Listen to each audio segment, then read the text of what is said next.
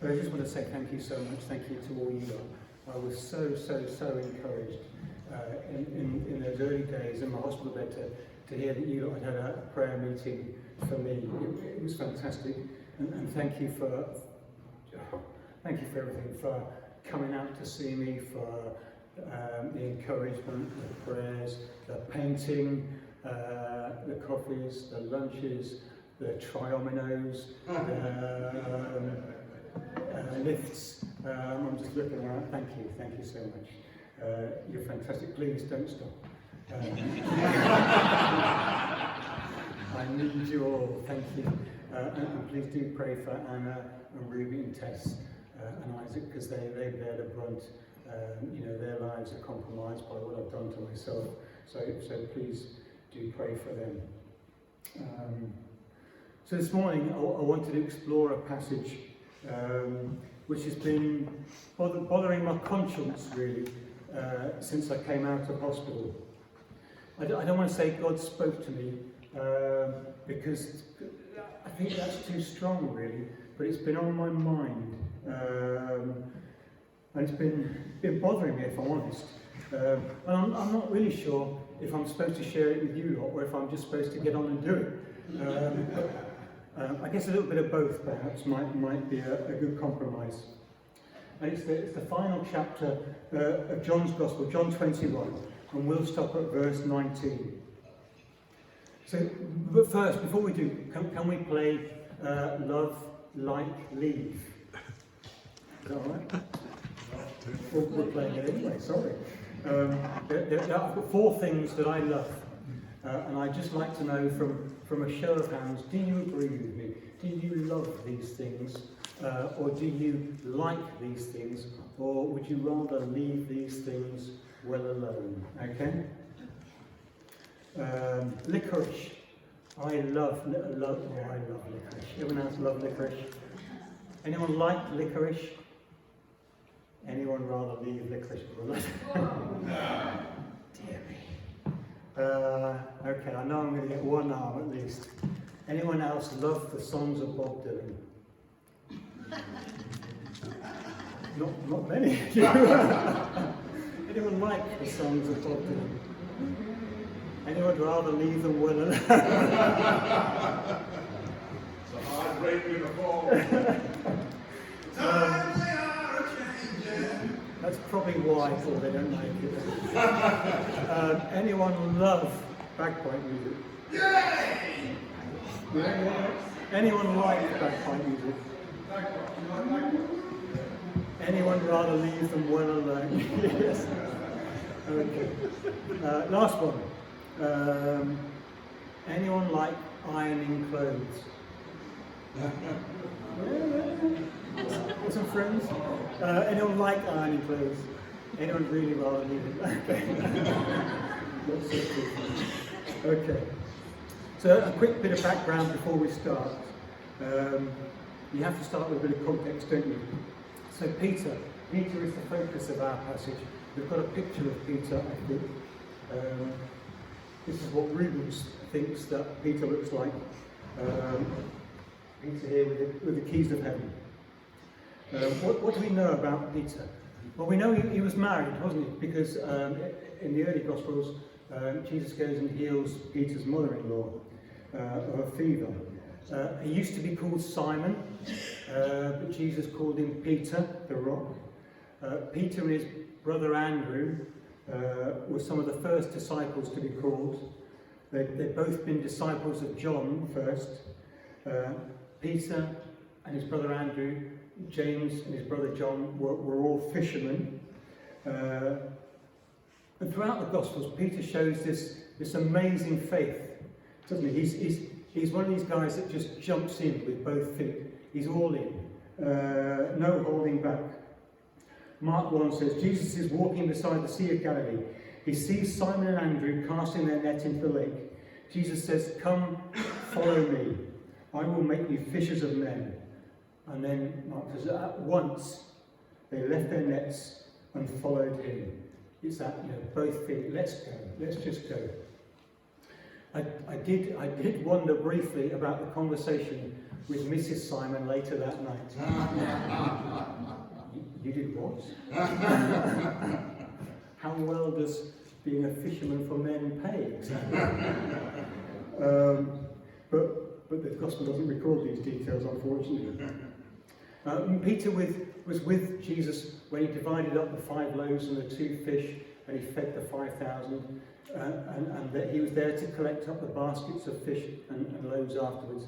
And then that night it said that the disciples went on the Sea of Galilee in a boat. Jesus stayed where he was, and then during the night Jesus walked out on the lake to join them, and the disciples were terrified. They thought they'd seen a ghost. But Peter says, "Can I come onto the lake, Jesus? Can I come on and join you?" And it says he does, briefly. When Jesus needs 4 drachma to pay the temple tax, he sends Peter out, doesn't he? He sends Peter out, and Peter goes, catches the first fish he catches, opens his mouth, and there's the 4 drachma. Peter just gets on. Yeah, Jesus, I can do that. Why not? Peter's the first to recognize Jesus as the Messiah, as this coming king, the coming priest king. Peter is faith-filled.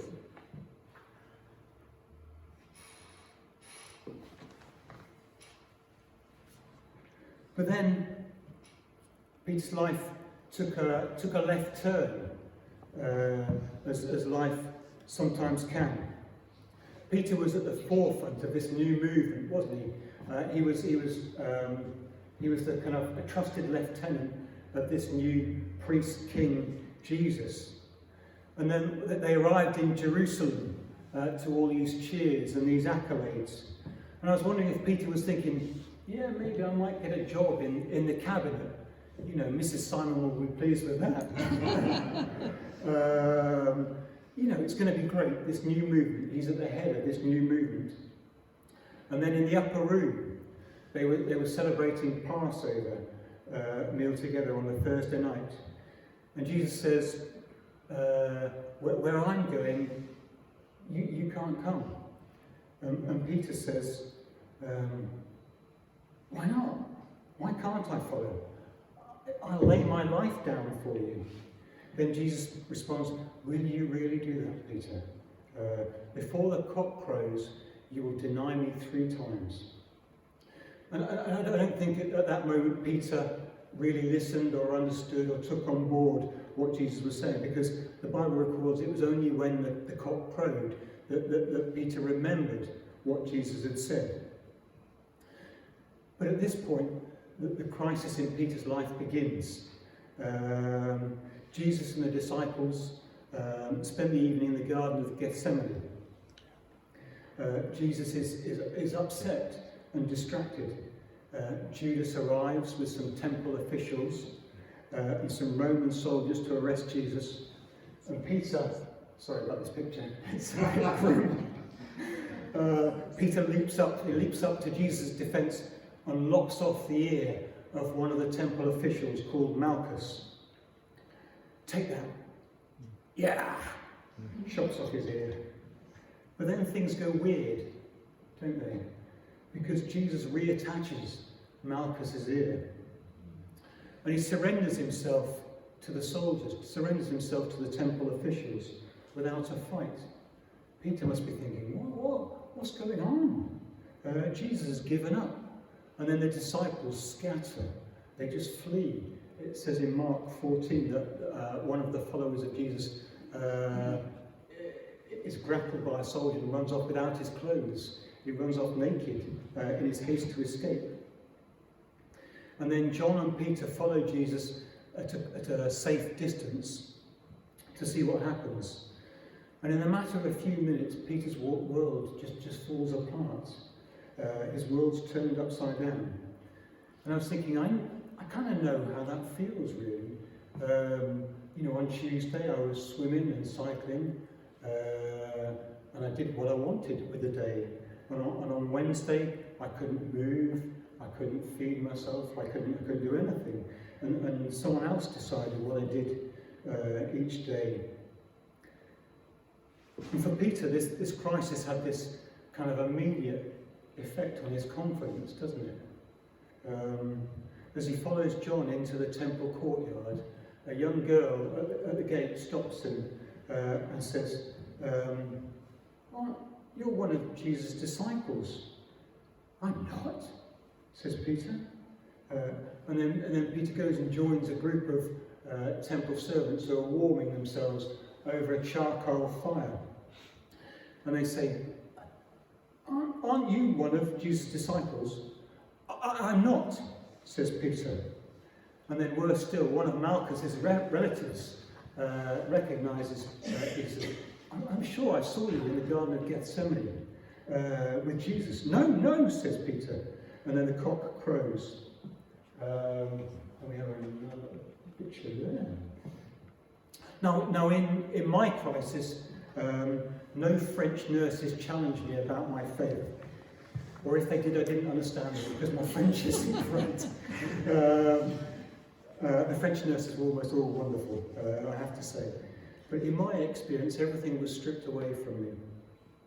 I couldn't move, I couldn't look after myself, I couldn't read, I couldn't understand what was going on around me. I spent hours and hours and hours on my own looking at the ceiling.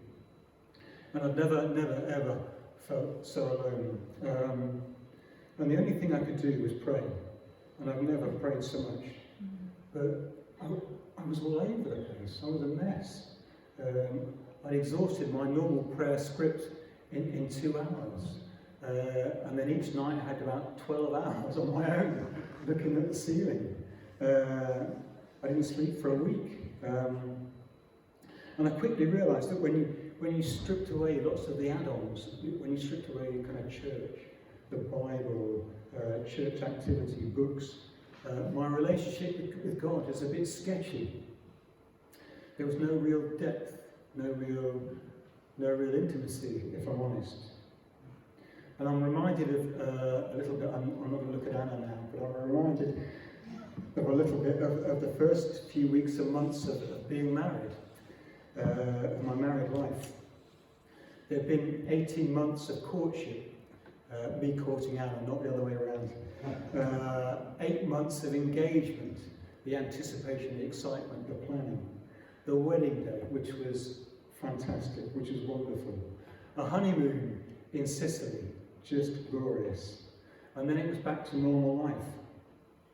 And I discovered, and Anna discovered, that we were sharing our lives with total strangers. We had very little sense of what each other was like until we started to spend 24 hours a day, 7 days a week with each other. And then we started to learn. And it was a shock. It was a shock for Anna, for sure. And in hospital, it was just me and God. And I realised that I just didn't know God that well at all. And it was a shock. So that's all introduction. Sorry, I rambled on. So on to our passage. So John 21. So the disciples are together, and Peter says, "I'm going fishing." 6 other disciples say, "We'll come with you." And they fish all night, and they catch absolutely nothing, which is my experience of fishing. Jesus appears on the shore and calls out to them, and the disciples don't recognise him. I wonder why not? What is this about this sort of post-resurrection Jesus that they don't recognise him? You know, Mary didn't recognise him in the garden until he said her name, Mary. The 2 disciples walking to Emmaus don't recognise Jesus until Jesus breaks some bread, and then they recognise him. And most of these disciples on the boat have seen the resurrected Jesus twice before, but they still don't recognise him. And I found that kind of encouraging, really. You know, Jesus almost seems to conceal his identity a little bit. He wants people to search for him, to look for him, to seek him out, to follow the clues, perhaps without being obvious or without knowing for certain. And the next bit is wonderful. Jesus says, "Not caught anything," try throwing your net over the right side. And again, John doesn't record the response in the boat. Wouldn't that be great to hear that? You know, can you imagine? He said, what? You know, for a start, it's starboard. Not right. And he thinks that the fish have been hiding all night on that side of the boat, not this side. You know, gosh. But for whatever reason, they swap the net over and they catch a huge haul of fish. And John, in the boat, possibly remembering what had happened before, which is recorded in Luke 5, he recognises Jesus from the clues and says to Peter, "It is the Lord." And Peter, as ever, leaps off the boat, both feet, and swims or wades ashore while the others land the boat. And Jesus has got a charcoal fire going. The temple servants were warming themselves by a charcoal fire when they challenged Peter. But Jesus is using the charcoal fire to cook bread and fish for breakfast. Now, I'm not really sure of my facts here. But, you know, Jesus has this physical body, doesn't he? You know, Thomas could touch his wounds, his scars. But Jesus is also in the kind of the spiritual realm. He can appear in a locked room. Does Jesus need breakfast? I don't know. You know, there'll be feasting in heaven, it says, but does he need breakfast? I don't know. But he cooks for the disciples. And I was thinking, how good is this? You know, he's cooking for the disciples. Jesus has come in our passage ostensibly to restore Peter, hasn't he? He's come to restore Peter spiritually, to encourage him. But Jesus says, let's have breakfast. First, let's have breakfast. And I was reminded by Heather recently at a prayer time. It's quite common for us as Christians, to fall into this mindset or suspicion almost that, you know, if I want something too much, if I really, really want something, then God will probably withhold that very thing. You know, that idea of, you know, I want to get married, probably God will withhold that to teach me a lesson. You know, I want to pass my exams, probably God won't let me that happen because he wants to teach me a lesson. Probably, you know, I'm not very well. He wants me to carry on being unwell for a bit just to teach me a lesson. But it's so far from the truth, isn't it? You know, what do the disciples need? They've been up all night. They need breakfast. And Jesus provides it. So Jesus cooks up some bread and fish. Now, if anyone was wondering how many fish they caught, John tells us it's 157. 153, I beg your pardon. I was wondering, do you think that the number was half then? You know, fishermen's tales and all that. It was 153, yeah, right. And then if you go back to verse 12, there's still some question over Jesus' identity. Simon Peter says, none of the disciples dared ask him, who are you? So there's still some question. Now the important bit. This will be the exam, everyone, okay? Listen to this bit. Verses 15 to 19. So this meeting is all about restoring Peter, restoring his confidence. Jesus knows that Peter's crushed, and he's wanting to restore his confidence before Jesus leaves and departs and returns to heaven to be with his Father. I was thinking, if you had to restore someone's confidence, restore their self-image, how would you do it? You know, you might go and put your arm around them. You might say, "Oh, come on, it's not that big a deal." You might, or I might make a joke of it, make light of it. But Jesus asked Peter 3 times, "Do you love me? Do you love me more than these? Do you love me? Do you love me?" And it's kind of odd, isn't it? But it's what Peter needs to hear, because Acts records that then Peter goes on and he leads the church in Jerusalem, and And it's just what he needs at that moment. So what's Jesus saying to Peter? Well, I think, see if you agree with me, I think he's giving Peter an invitation to love, to like, or to leave. So 3 times Jesus asked Peter, do you love me? 3 times Peter responds with growing exasperation, Lord, you know I love you. So three public statements of love to cancel out those 3 denials. But John records 2 different words for love in this interaction. Twice Jesus asked Peter, do you agape me? And agape is this Greek word for a sacrificial love, this self-sacrificing love, the kind of Jesus love. So he asked twice, do you agape me? And then Peter replies with a different word. He replies with a phileo word, which is an affection, a brotherly love. So Jesus asks, do you agape me? Peter says, yes, I phileo you. Then on the 3rd occasion, Jesus asked Peter, do you phileo me? To which Peter replies, Lord, you know everything. You know that I phileo you. So on a very simplistic level, I think Jesus is asking Peter, do you love me? Do you like me?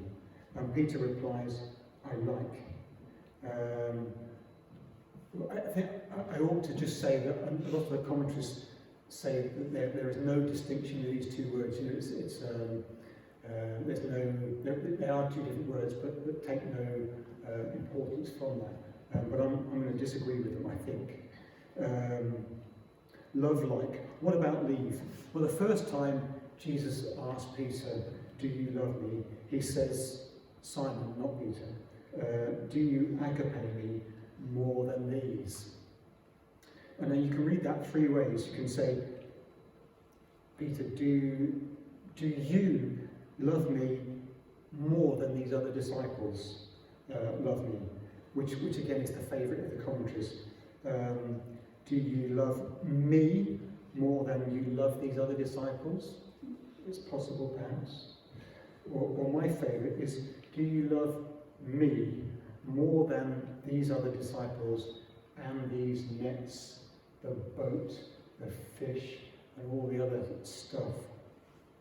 And I think that's what I think he's saying here, because Peter's world has been turned upside down. Jesus had invited Peter to become a fisher of men, which he'd willingly accepted. But at Gethsemane, things had not gone the way Peter had expected. Jesus had submitted to the authorities, he'd been executed, he'd been resurrected, then he appeared again. But he appears only to the disciples. You know, this new movement, this new way is in danger of just dying out, of disappearing. Peter's world is on the cusp of falling apart. And Peter says, I'm going fishing, doesn't he? Jesus is offering a new life. Peter is, I think, considering going back to his old life, going back to what's familiar. So love, like, leave, ? So I think Jesus is offering Peter an invitation. Go back, leave, go back to being a fisherman. Go back to your old way of life. Leave. Stay as you are. Hold on to what you've already received. Stay as you are. Like. Or the 3rd one, go deeper in your relationship with me. Pursue intimacy. Love. Now we know from Acts which choice Peter made.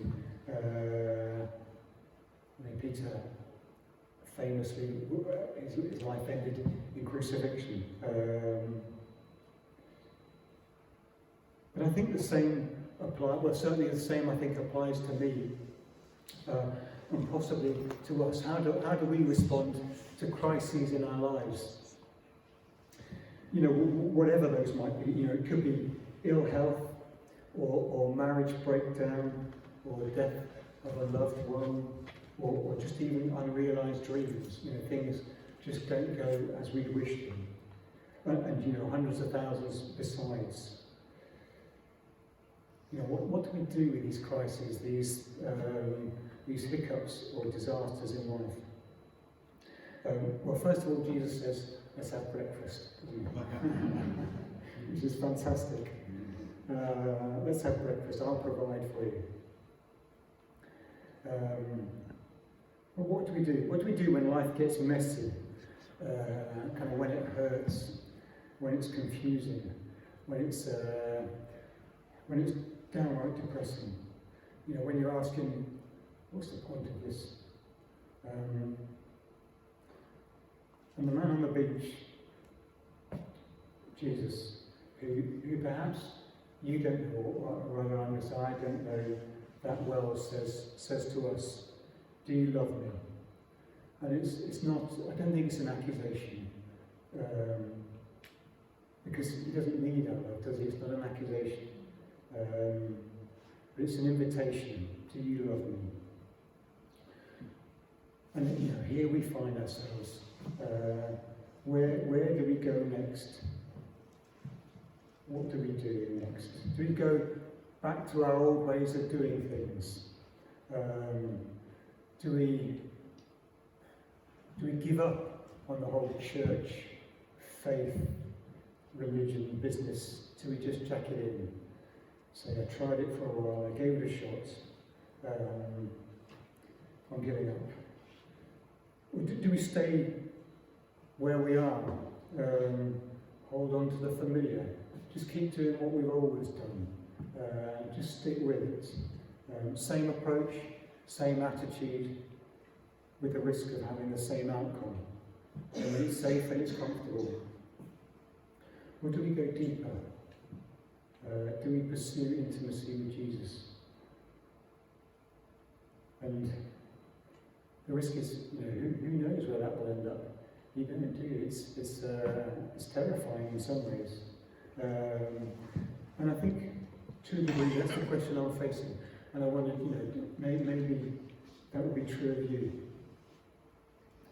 And at this point in a talk, Gemma always moves to practicalities. She always gets practical at this point, so I'm going to follow her. So if you want to pursue intimacy with Jesus, what do we do? Jesus gives Peter three options, or three applications, I should say. Feed my lambs, feed my sheep, tend my sheep. Peter's a fisherman. Now Jesus wants him to take over his shepherding duties. Apologies to Stephen, I had thought to feed sheep, you just point the head end towards grass and then leave them to it. Apparently there's more to it than that. And of course Jesus often refers to himself as the shepherd, and those that follow him as his sheep. And Jesus is about, at this point in our story, Jesus is about to return to heaven, about to rejoin his Father in heaven in a matter of days. And here he is, he's handing over his shepherding duties to Peter. He's saying to Peter, in effect, you've been with me for 3 years now. This is how you develop intimacy with me. You just do what I've been doing. Follow me. And you can read the Gospels, teaching, training, praying, healing, driving out demons, seeking out the lost, the outsiders, challenging authority, sharing meals, cooking breakfast. There's lots of things. In effect, Jesus is saying, walk in my footsteps. That's how you get to know someone better, isn't it? Walk a mile in their shoes. And I think Jesus is saying to Peter, and perhaps through John's Gospel to us, follow in my footsteps, care for my sheep. And for me, I think this is quite tough, really, isn't it? I'm not a well man at all. If people ask me how I am, I'll tell them for 15, 20 minutes. I'll fill them in. I spend my days at the moment going to appointments and doing things to help me, myself. I sometimes wake up feeling sorry for myself. I sometimes go to bed feeling sorry for myself. Sometimes feel sorry for myself in between a little bit. And Jesus says that the key to intimacy with him is to be outward focused, to be concerned for the sheep.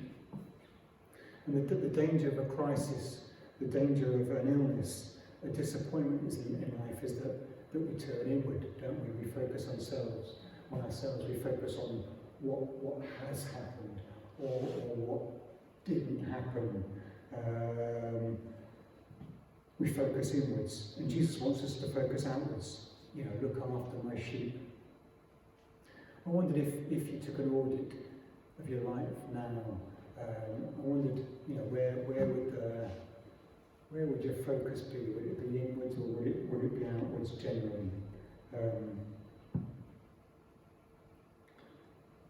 And then finally, verse 19, Jesus says, "If you pursue me, if you follow my footsteps, care for my sheep," he says there is a cost. It will be hard. There'll be no guarantee of a happy ending. There'll be no guarantee that the wicked stepmother will get her comeuppance and then we get to marry Prince Charming.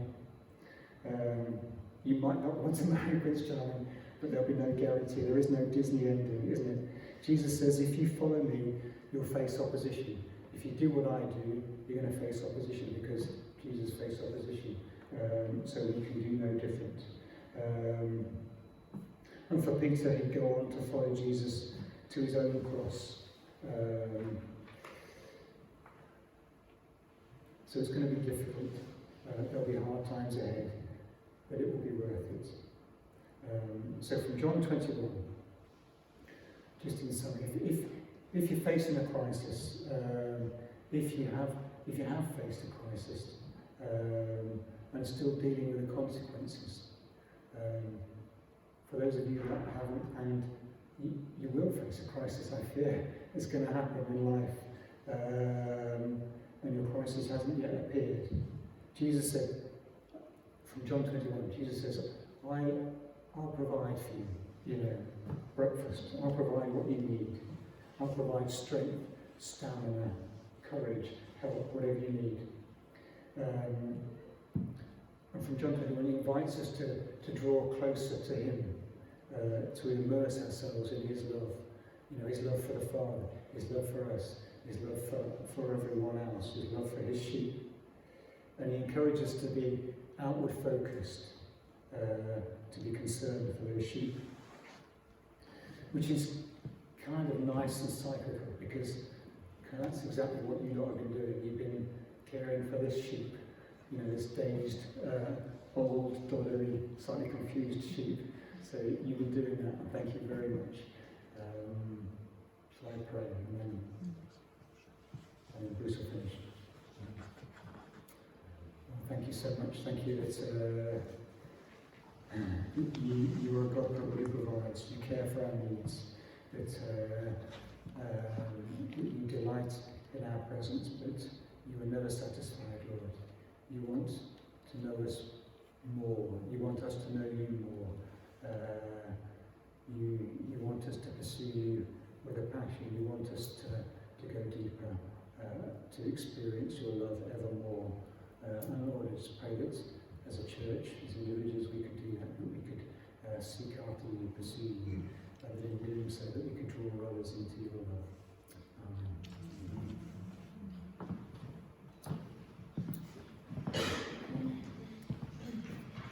Wonderful. I think, wonderful. Thank you for that, David. Really appreciate your sharing there and the depth as well. I'd like us just to